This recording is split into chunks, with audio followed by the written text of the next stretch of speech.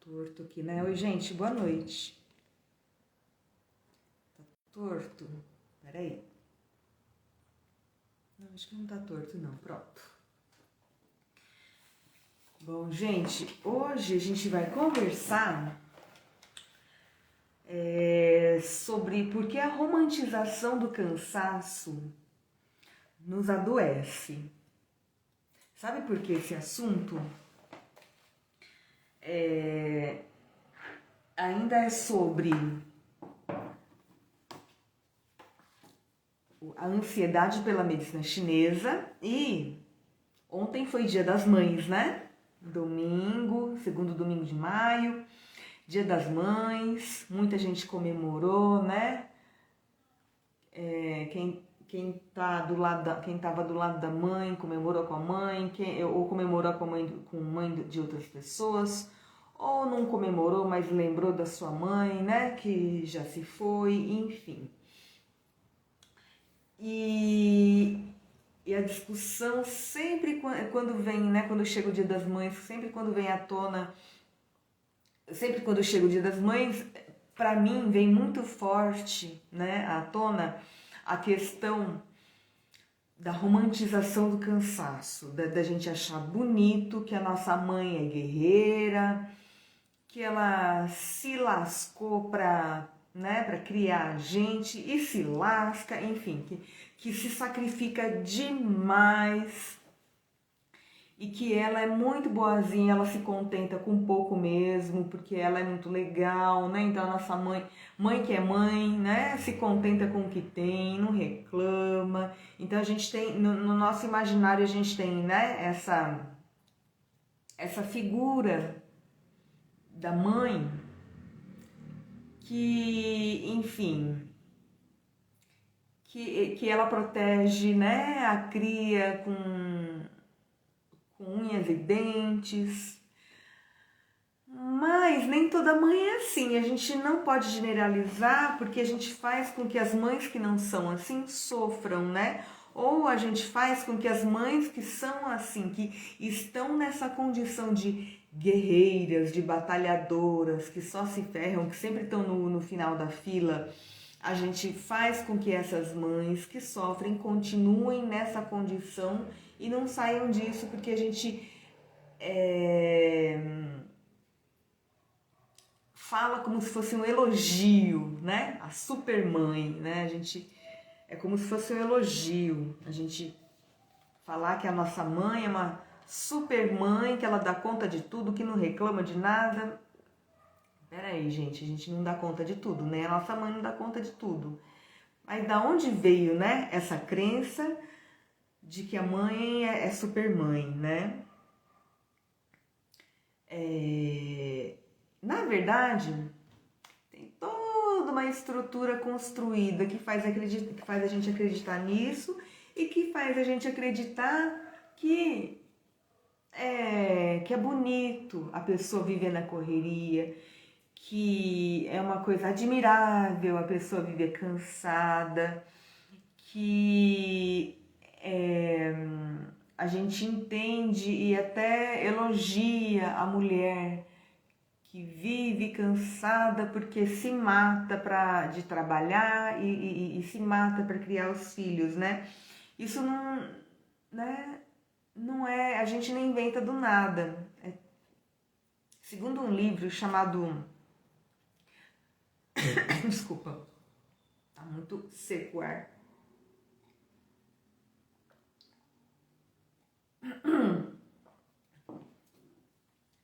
Então, a gente vai conversar aqui sobre da onde vem, né, essa romantização do cansaço e o nível de ansiedade, de doença psíquica que isso gera no nosso corpo, segundo a ótica da medicina chinesa. E depois a gente vai falar sobre como fazer o manejo de forma sustentável, simples, em casa, né?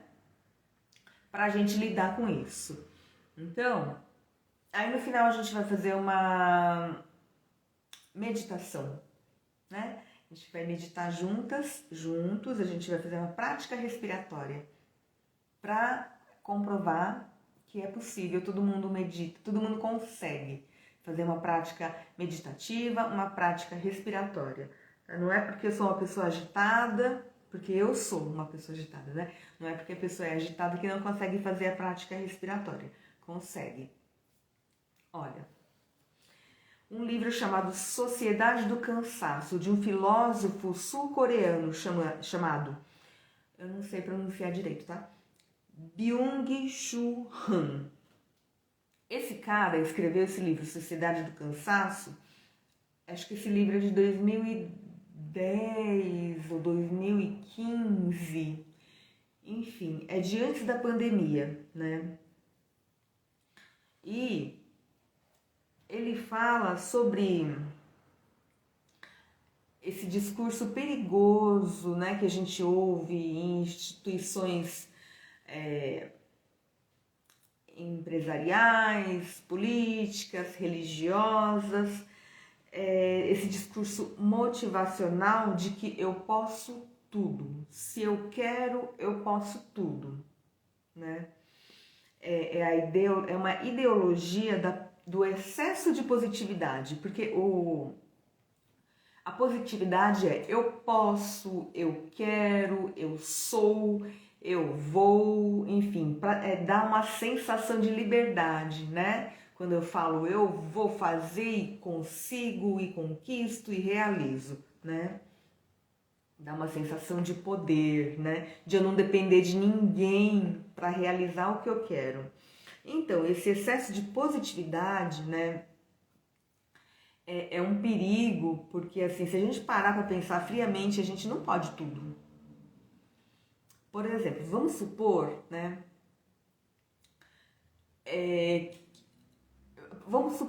Eu conheço um menino que é cadeirante, né? Esse menino cadeirante, ele desde que ele nasceu, ele não anda. Ele nasceu com uma má formação na espinha, né? Na medula espinhal. E sofreu uma série de cirurgias desde que nasceu até hoje. Hoje em dia ele é um rapaz adulto, né? Já tem acho que 20 anos talvez. Mas enfim, esse rapaz se coloca no lugar dele. Ele pode tudo? Ele pode correr uma maratona? Né? Então, olha só o cuidado que a gente tem que ter com essa ideologia do excesso de positividade. Né? Então, eu tô falando de um exemplo aqui isolado, né? Um rapaz que é cadeirante, ele nunca andou, ele pode correr uma maratona? Não pode. Então, ele não pode tudo que ele pode querer qualquer coisa? Não pode querer qualquer coisa. Então, com a gente é a mesma coisa. Eu, por exemplo, Cristina, Yumi, Niso, eu sou uma pessoa que tem um biotipo, né? Eu sou atarracadinha, né? Eu sou gordinha. Aí um dia eu invento que eu quero ser bailarina. Eu vou conseguir ser bailarina? Não, né? Então, o perigo desse excesso de positividade, né? É um negócio complicado porque assim, a gente não pode tudo que a gente quer. A gente não pode querer qualquer coisa, né? Então, por quê? Porque a gente não pode, né, ignorar nosso contexto, né? O corpo aonde eu me encontro, a família onde eu fui educada, onde eu fui criada, minha condição financeira, né? O país onde eu vivo. Então, dependendo das condições de cada um, a pessoa não pode tudo que ela quer. E não é qualquer coisa que ela pode querer. Então, e por que essa ideologia da positividade, do excesso de positividade, chega a ser perverso, né? Essa ideologia chega a ser perversa.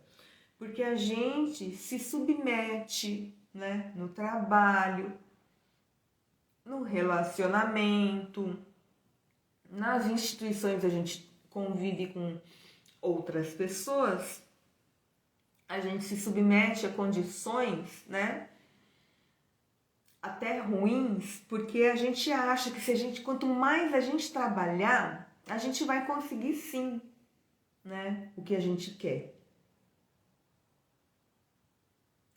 Sem levar em consideração todo o nosso contexto, a gente quer coisas. E veja bem, eu não estou falando aqui que é pra gente limitar nossos sonhos e a gente não pode mais sonhar com realizações, né? Enfim, com metas elaboradas. Não é isso. A gente pode ter metas elaboradas a médio prazo, a longo prazo, a gente pode e deve ter metas, né? Mas metas reais e realizáveis, né? Porque essa história do quanto mais eu trabalho, aí eu me submeto a receber menos, porque eu acho que assim eu consigo realizar, né, alguma coisa muito fora do meu contexto. E daí vem a sensação de fracasso, né? Porque daí vem a sensação do, opa, eu fracassei. Acho que porque eu não quis o suficientemente. Eu não me esforcei o suficiente. Eu acho que eu sou uma preguiçosa. Por isso eu não consegui. Todo mundo consegue. Eu vejo no Instagram de todo mundo consegue viajar. Para Grécia, para Itália, para, né, fazer um tour na Europa e eu não consigo. Eu devo ser uma fracassada mesmo, né? Então, esse pensamento que perpassa a sociedade inteira, que é uma coisa construída, né, em vários níveis sociais, dentro da nossa casa, dentro da nossa empresa, é um pensamento que, né, dentro da igreja, é um pensamento que é majoritário, digamos assim, né, nesse nosso mundo contemporâneo. Com isso, né, não é à toa que cada vez mais a gente vê o crescimento, né, da incidência de depressão, de ansiedade generalizada, de transtornos de personalidade, né, de TDAH, né, de transtorno de déficit de atenção e hiperatividade, de burnout.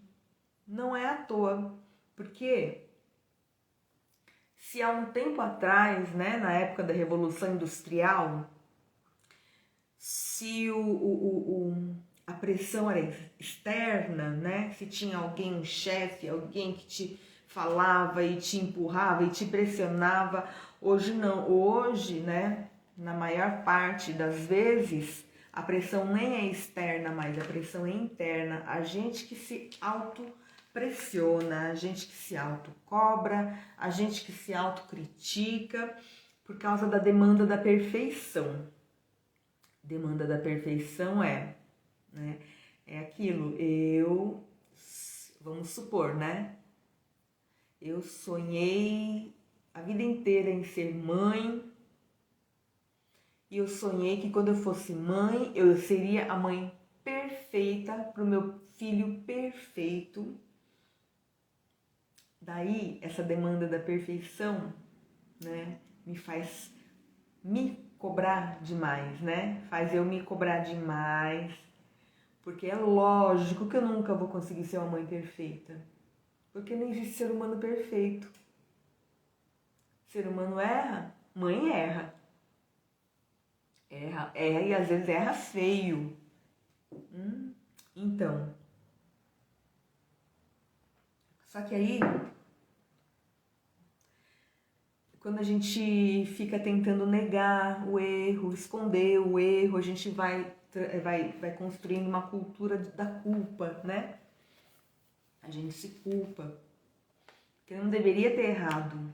Como que eu não acertei? Como que eu não fiz o que eu deveria, o que era o certo e eu fiz o errado? Como que eu causei sofrimento no meu filho, né? Ou como que eu não pude evitar que causassem sofrimento no meu filho? Então, daí é uma coisa muito complexa, porque assim, a gente,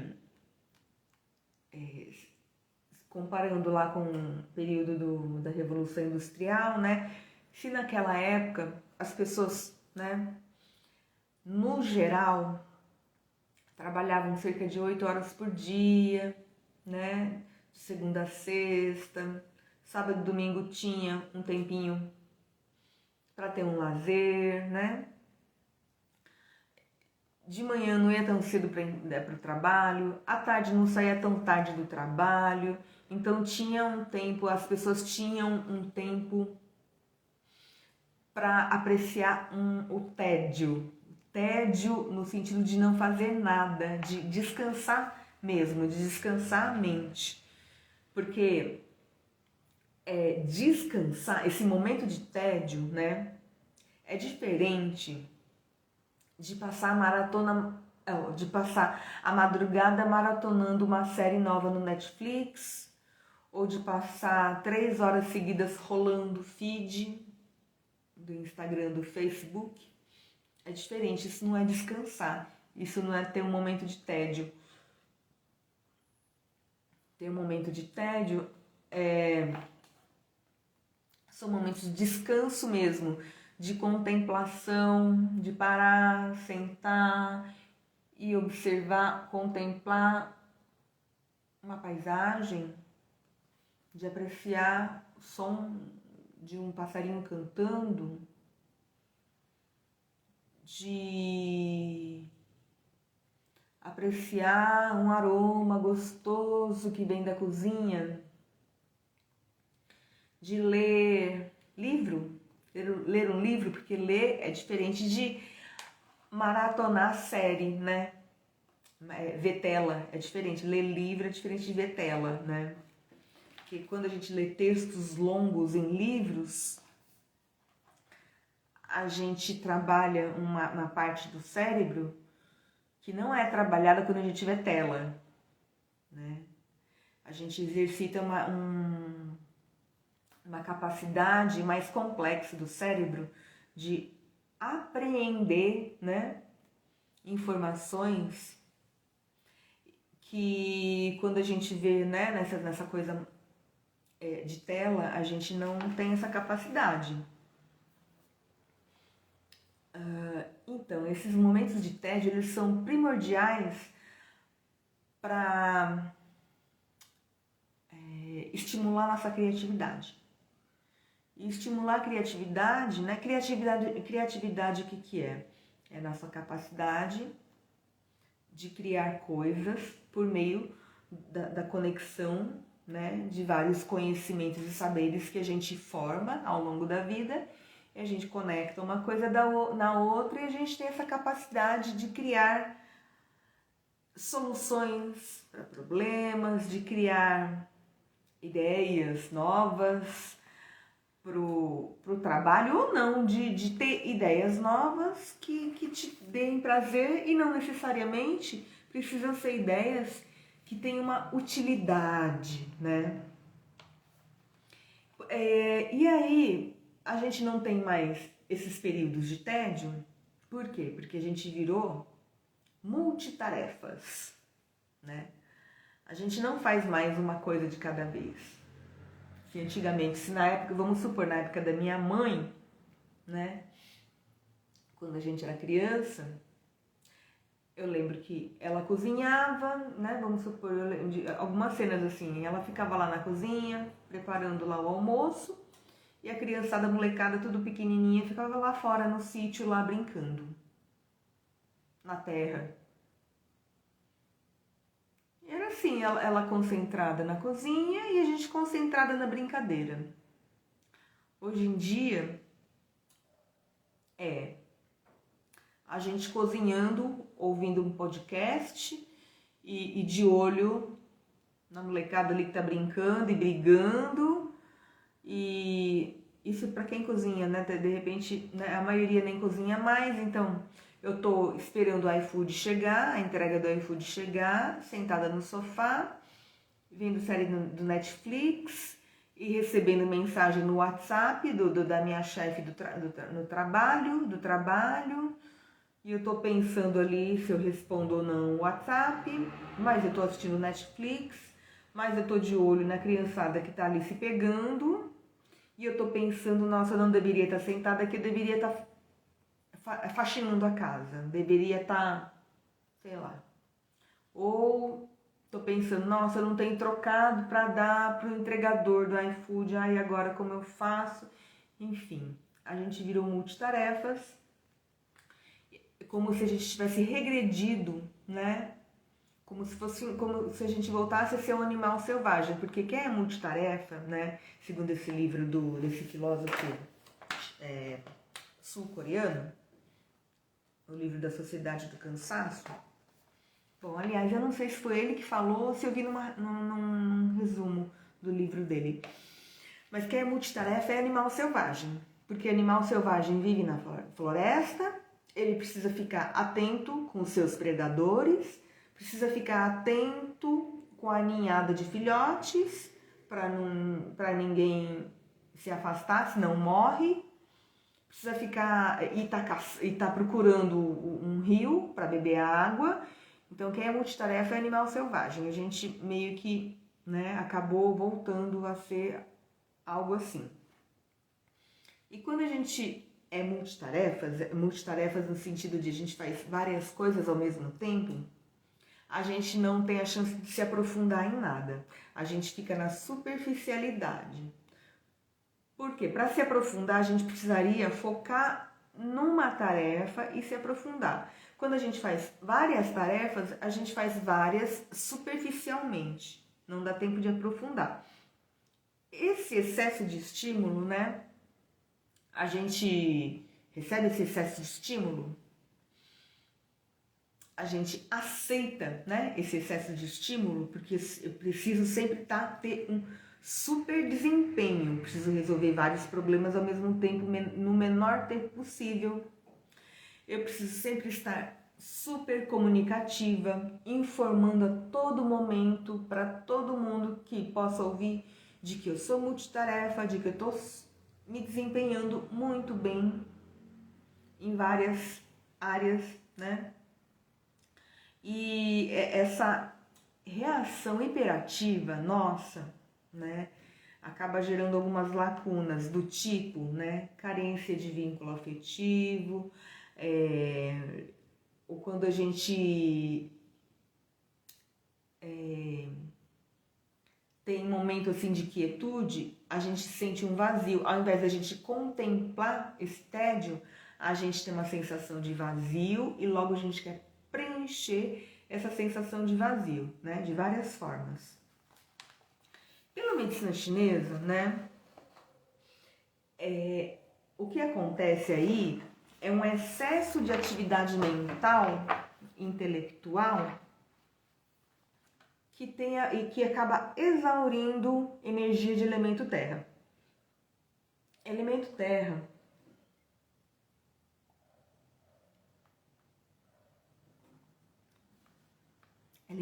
pela medicina chinesa rege baço, pâncreas e estômago. Então olha aí, né? Não é à toa que o excesso de preocupação, o excesso de atividade mental faz a gente ter um revertério no estômago, faz a gente ter um revertério no estômago. É uma coisa mais fácil da gente observar, né? Por conta da digestão, né? Refluxo, queimação, azia, úlcera erosiva, gastrite nervosa, né? Tudo isso é mais fácil de enxergar quando tem alguma desarmonia em estômago, né? Outra desarmonia que acontece no elemento terra que se relaciona com essa questão digestiva é deficiência de baço pâncreas, deficiência de energia em baço pâncreas, né? Interfere na nossa memória, na nossa concentração, né? Por isso que muitas vezes, quanto mais a gente tenta ficar focado, menos a gente consegue focar.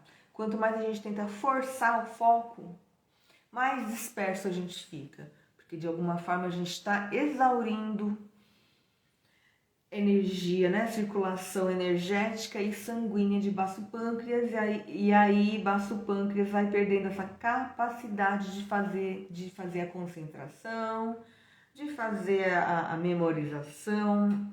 Daí algumas coisas podem acontecer.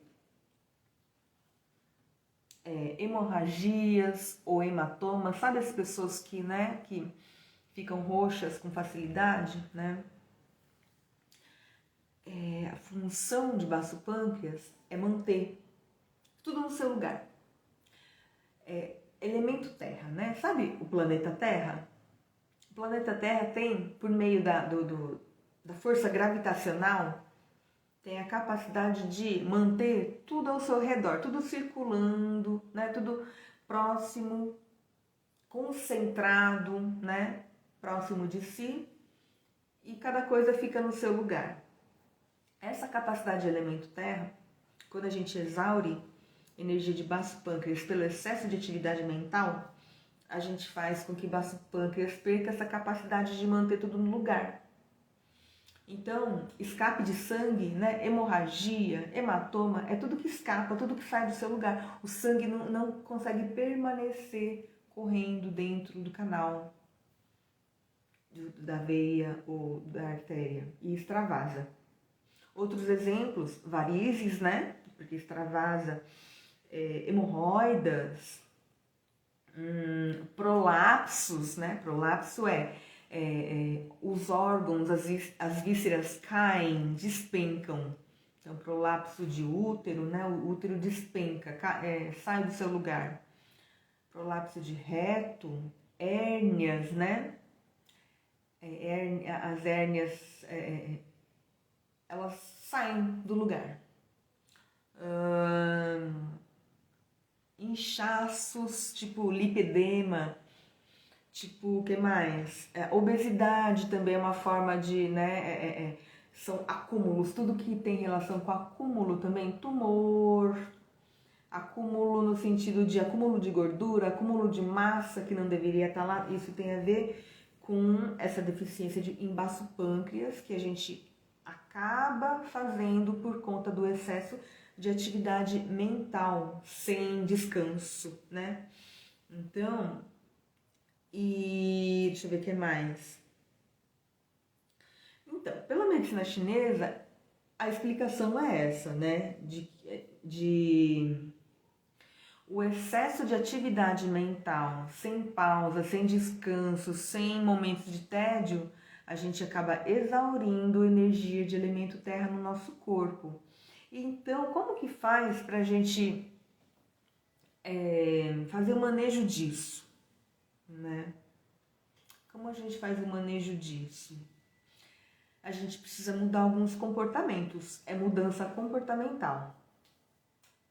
E mudança comportamental pode ser que algumas pessoas não consigam fazer sozinhas, então por isso precisa procurar ajuda psicológica.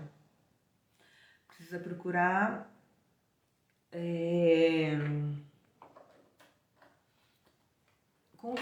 terapia com psicólogo mesmo. Tá, mas quais mudanças comportamentais tem que fazer? Né? Primeiro, a gente não pode achar normal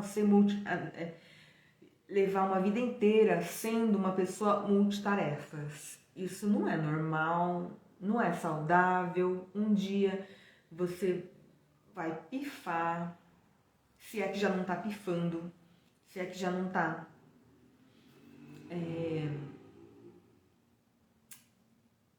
exaurida e enfim, sem capacidade de fazer coisas que você fazia. Então, essa questão da gente achar que é normal ser multitarefas, de romantizar, de achar lindo viver cansada, de ficar elogiando a nossa mãe que vive cansada, que faz 400 coisas ao mesmo tempo, de elogiar pessoas que se esfolam de tanto trabalhar e não tem vida social, e depois ficar admirada, nossa, eu não sei porque que ela tá com burnout, meu Deus, parecia que ela tava tão feliz, né?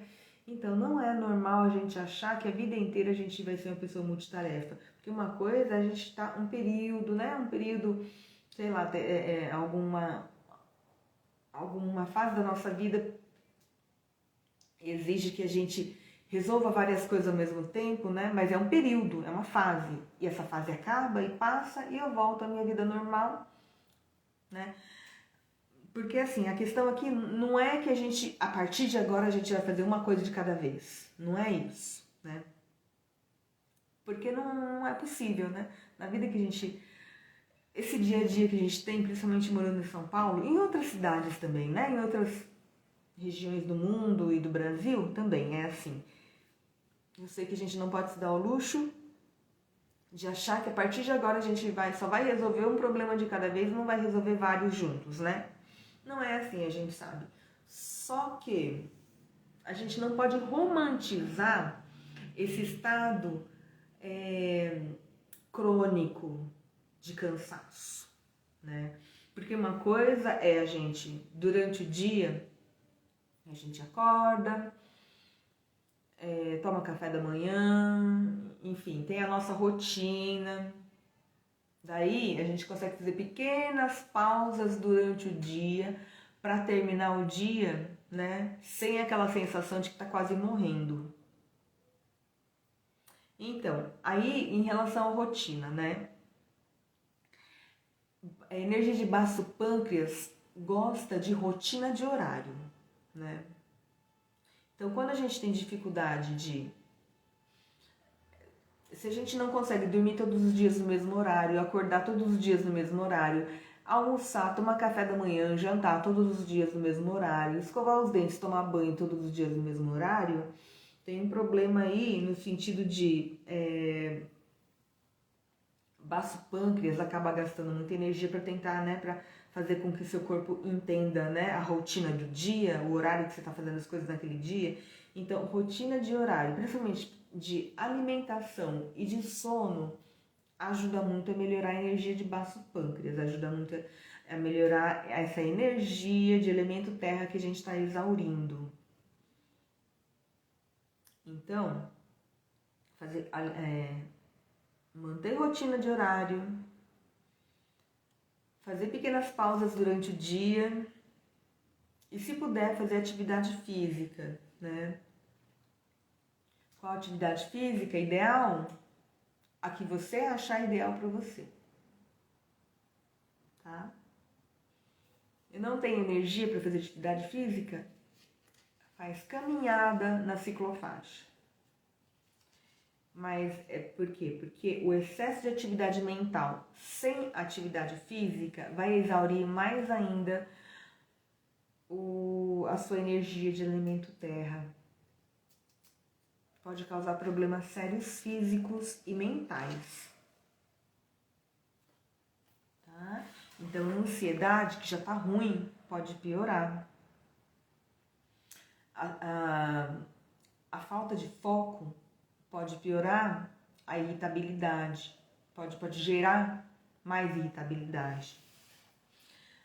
Que mais? Falta de memória, questões de hemorragia, varizes, vai causar mais cansaço, mais falta de energia e pode piorar toda a situação que já não está muito boa. Não tem jeito, é excesso de estímulo que a gente tem no dia a dia, é excesso de estímulo. Só que a gente vai tentar dar limites, né? Como que faz isso, né? Sei lá, cada um vai achar a sua forma de dar limite. Porque eu sou a pessoa que passei por isso, eu sou a pessoa que não dava limite para o trabalho, que eu trabalhava de manhã, de tarde, de noite, eu estudava, fazia faculdade de noite, trabalhava de manhã, de tarde, daí aí trabalhava de madrugada, teve época que eu dormia 2 horas por noite. Como que eu fiz isso, né? Eu não sei, até hoje eu não sei como é que eu fiz isso. Aí terminei a faculdade, aí trabalhava de manhã, de tarde, de noite, e de madrugada ia fazer, né, relatório, ia preparar a aula, enfim, ficava acordada, não dormia. Só que a conta chegou. Pra mim, a conta chegou. Acho que, sei lá, num período de... E olha que foi um período longo. Eu amava o que eu fazia, trabalhava na escola. Então, esse é o perigo também. Quando a gente ama o que faz, a gente não tem limite, porque essa cultura da perfeição, essa demanda da perfeição, essa sociedade do cansaço, essa ideologia do excesso de positividade ficou arraigado em mim e pra mim, assim, eu tinha que fazer o meu máximo. E o meu máximo era o quê? Nem dormir eu podia, porque pra que dormir? Eu vou digitar relatório. Pra que dormir? Eu vou terminar de elaborar as atividades das crianças, porque eu sou pedagoga, né? Pra que dormir? Eu vou fazer pesquisa, eu vou ler. Então eu não dormia, eu não descansava, eu não me alimentava bem, eu não parava nem para almoçar direito. Às vezes eu não almoçava, às vezes eu almoçava. Então, aí a conta veio para mim como, né? Acho que num período de 8, 9 anos, eu literalmente eu tava que nem um fósforo queimado, né? Que é aquela imagem da síndrome do burnout. Eu tava exaurida. Não tinha mais de onde tirar energia para continuar trabalhando, porque vida social já não tinha mesmo. Daí, naquela época não se falava em burnout e eu comecei a ficar com raiva e as pessoas em volta de mim me questionando, poxa, o que está acontecendo com você? Você não era assim, o que está acontecendo? O que está acontecendo? Eu simplesmente não conseguia mais trabalhar.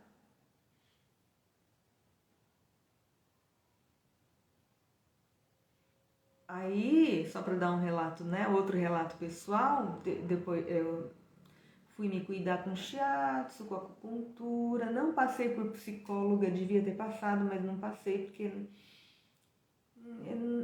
até me passou pela cabeça, mas eu acabei, enfim, fui buscar ajuda de terapias complementares.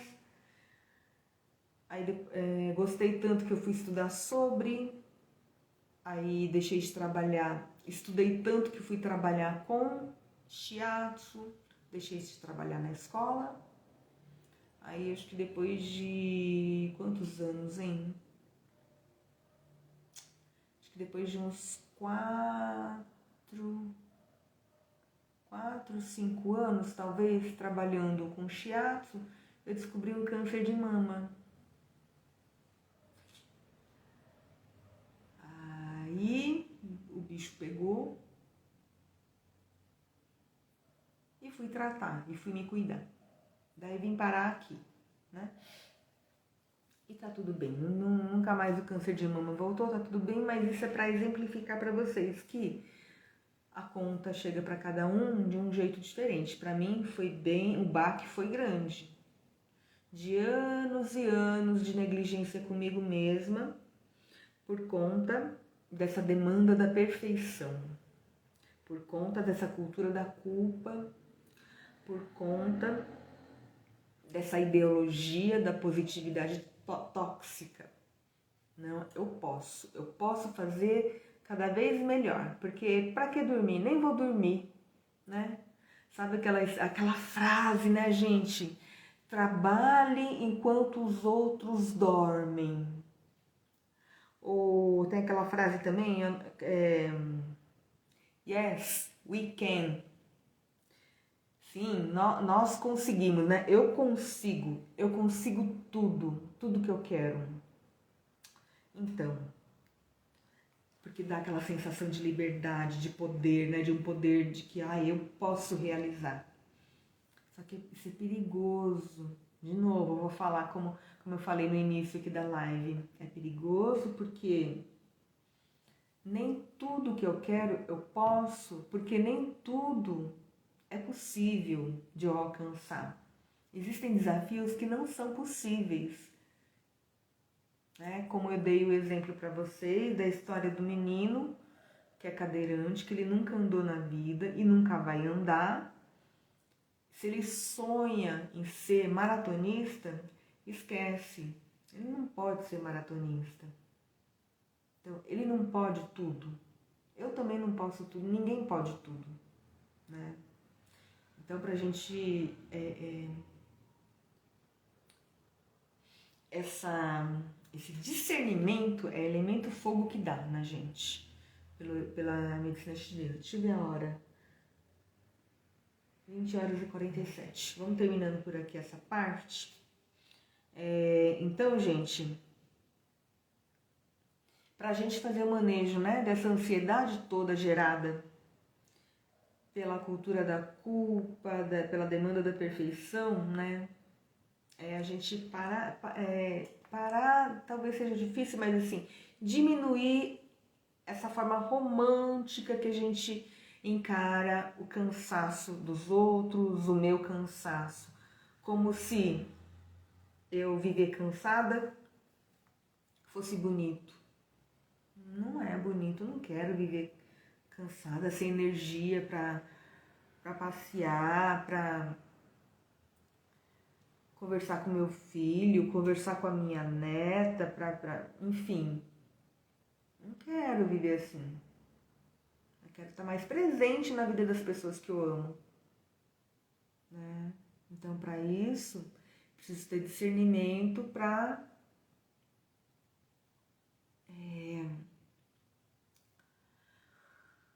selecionar as coisas que ficam na minha vida e para selecionar coisas que podem ser eliminadas da minha vida. Esse discernimento é elemento fogo, energia de coração. E a questão do selecionar coisas, da avaliação do que fica e do que vai, é energia de pulmões. Que agora a gente está no outono. Outono rege energia de pulmões, rege elemento metal, que tem a ver com essa capacidade que a gente tem de fazer separação. Pulmão e intestino grosso regidos por elemento metal, né? Intestino grosso é mais fácil da gente entender, né? Como funciona esse conceito, né? Tudo que passa pelo intestino grosso, nem tudo é reabsorvido. A água restante ali do bolo fecal é reabsorvida e o que não serve precisa caminhar para baixo, precisa ser expelido. Então, essa é a lógica dessa estação do ano outono, que se relaciona com essa capacidade de selecionar o que fica e o que vai, e encaminhar, né, o que não nos serve mais, encaminhar para fora, para jogar fora. É capacidade de avaliação, de reflexão, de introspecção, né, que para a gente avaliar a gente precisa estar em silêncio, de forma introspectiva, daí a gente tomar as decisões, né, de mandar para fora o que vai, que não serve mais e de reabsorver o que fica. Vamos fazer a prática meditativa rapidinho.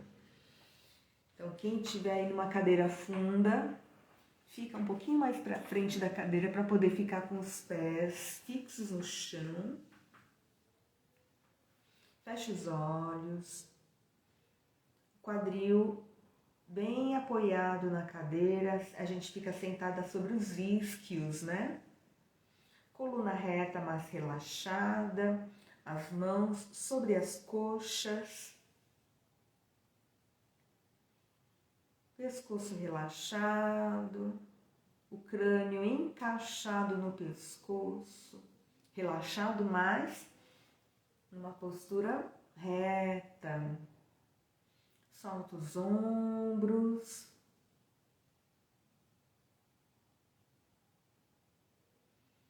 Respira pelas narinas.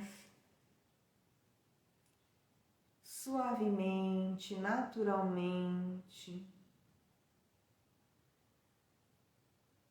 Sente que é o seu corpo que comanda a respiração, não é a mente. É o corpo que comanda a respiração.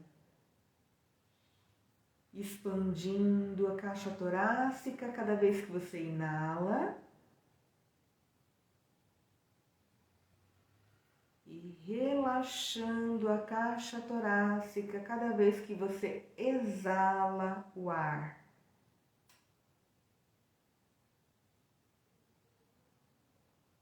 Sente o movimento, foca no movimento que a sua caixa torácica faz, expandindo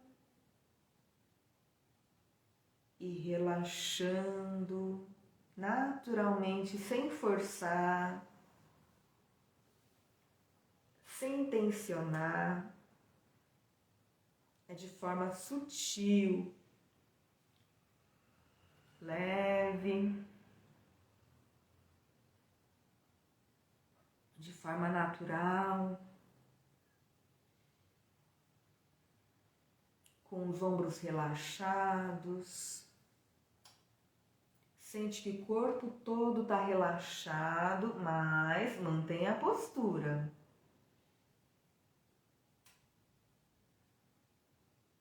E respira. Volta a atenção para a movimentação do seu corpo na respiração.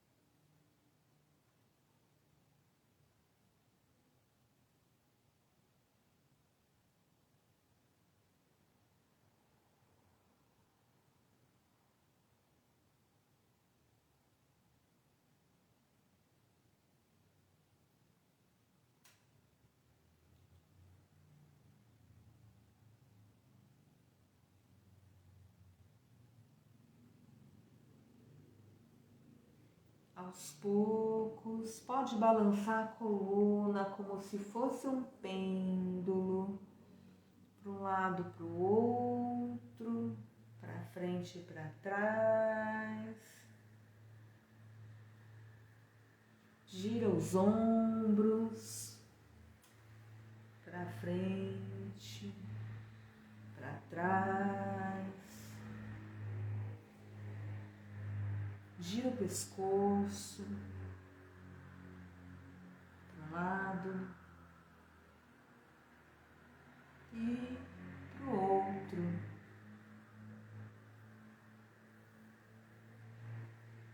E assim que estiver pronta e pronto,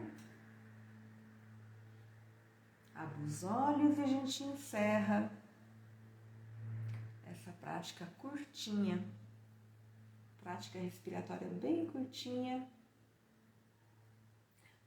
mas que se você fizer todo santo dia, vai fazer diferença.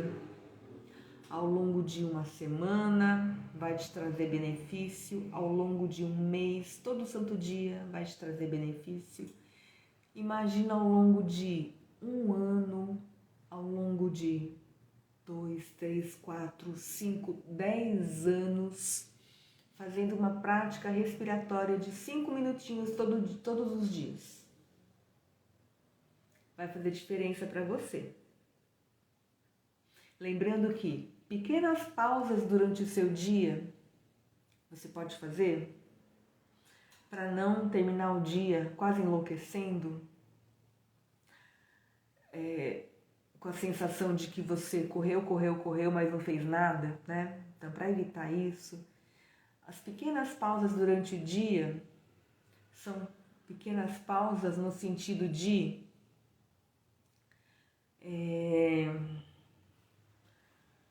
parar 5 minutinhos para contemplar através da janela o sol que está se pondo, parar 2 minutinhos da sua manhã para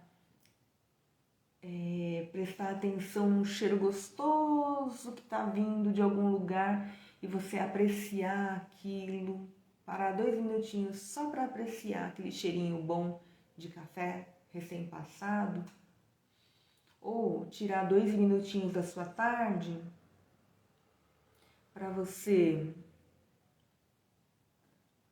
Que mais contemplação que você poderia fazer? Na hora que você estiver tomando um cafezinho à tarde, aí você vai lá na copa, pega o seu café em silêncio, faz um mini ritual. Observa o seu café, né, caindo na xícara. Observa o seu café dentro ali da xícara com um vaporzinho. Sente o cheiro do café. Quando você for tomar o café,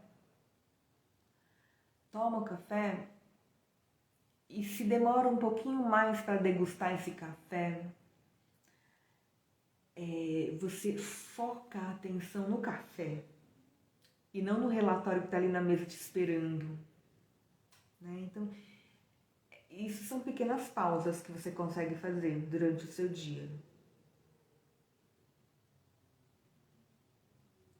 Até na hora de almoçar também, pode ser uma pequena pausa no sentido de evita falar de trabalho na hora do almoço, evita ligar a TV na hora do almoço, evita ficar no celular na hora do almoço e você presta atenção total no seu prato de comida, na cor da comida, no cheiro da comida, no gosto da comida, na sensação que essa comida te traz na boca, no nariz, no coração, no cérebro.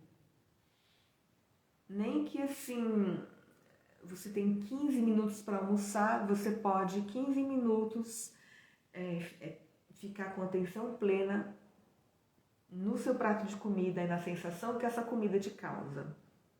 É uma forma também de entrar num estado meditativo. Então é isso, gente. A gente se vê na segunda que vem, às 20 horas, para falar de um outro tema sobre ansiedade. E um beijo para vocês. Obrigada pela presença. Tchau. Bom descanso.